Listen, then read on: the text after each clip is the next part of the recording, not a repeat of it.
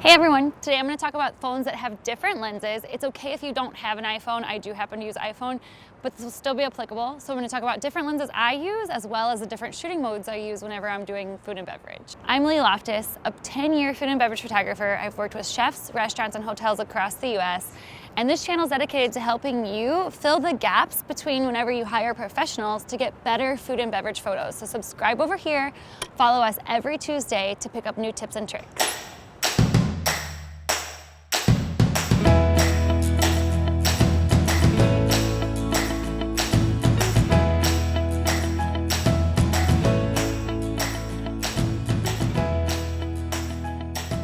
So we're going to dive right in. The way to tell if you have two lenses is by looking at the back of your phone. You're going to have actually two lenses here.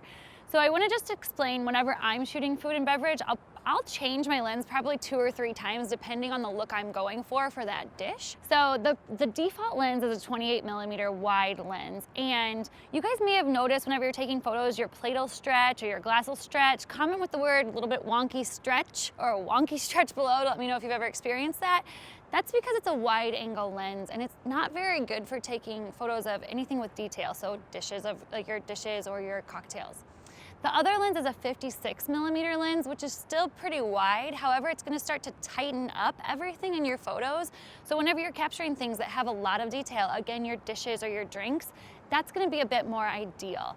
And the point in knowing the difference is you're in charge. So sometimes the wide angle is really great for overhead, or you want to use the 56mm, the zoom lens, which gets you more of a crop and a tighter focus, and it starts to build that depth of field that everyone talks about, which we're going to address later on in this video in the portrait setting, so it makes the background softer. Okay, so right here on your camera, if you have two lenses, it's got a 1x, and if you tap that button, it switches to the second lens. Now, whenever I'm shooting with my professional cameras, I actually use zoom lenses to shoot food and beverage because a wide angle lens tends to stretch everything out. And when you're shooting close up or detailed things like faces and or food and beverage, you don't want your glasses to stretch or your plates to stretch. I'm sure you guys have seen that where, look right here, that plate is looking a little wonky. So if I use my second lens, then I can be more particular about how the shot looks. It also compresses that background really nicely. So when I was on the first lens, everything stretches out. When you go to the second lens, it builds a nice stack and starts to create the depth effect. So now we're going to talk about the portrait mode. And portrait mode, I actually have a pretty big love-hate relationship with.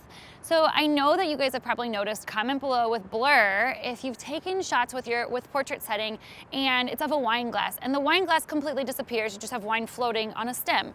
So the reason that happens is you can't actually control your aperture. It's a digital control, so it's trying to understand what it is you're focusing on. The way that I found to use that is if you're focusing on a dish and you build your frame, actually again, subscribe, we're gonna do an entire composition tutorial. So if you build your frame, use your portrait mode to focus on a dish as opposed to anything that has glassware or handles, then it starts to fall nicely. So you can have cocktails, you can have wine, and it does what our professional lenses would do, but I'd make the primary focus a dish as opposed to a drink. So now I have my portrait mode open, which you can see right down here. On this, you unfortunately cannot choose between the two lenses because I actually do think that would help technically if they allowed you to do that.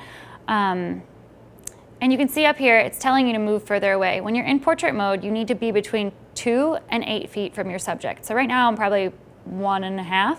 So I'm gonna back up. Sometimes you gotta shake out the camera and like reset it, but now I'm about 2 feet away. And you can see here that this glass starts to really get blurred. So that's why I tend not to love it, unless you move yourself farther, change the description of change the placement of where your items are, and you can see that glass is getting pulled in more. That back one, I'm okay with it being blurred because it's so far in the background, but this front glass, I really didn't want to lose that much. You control that setting by physically moving yourself. So I like this shot. I think this is a pretty good area. Set my AEAF lock and go ahead and snap that photo. So now you know the difference between your lenses and which modes you can use whenever you're shooting your food and beverage, I really want to drill home, I'm going to drill it home over and over, that you're in charge of your photos. Don't let your phone be in charge. You make the decision on what lens you want to use and why you want to use it. Knowing is much different than actually doing. So just like when you were taught in culinary school how to make this perfect dish or how to make the perfect sauce, you actually go practice it. So again, we want to invite you to our Facebook page. I actually run it so you can get one-on-one advice from me on how to make your photos better, but practice these tools. Go to our Facebook page, upload, let us know what you were practicing, and I can give you feedback and help you become a better photographer. We want to thank you so much for watching this video. I really hope it helped you. Comment help below or like it to let us know that you like what we're providing for you, and definitely share it with friends. We love spreading the word. We want to make all of you amazing photographers.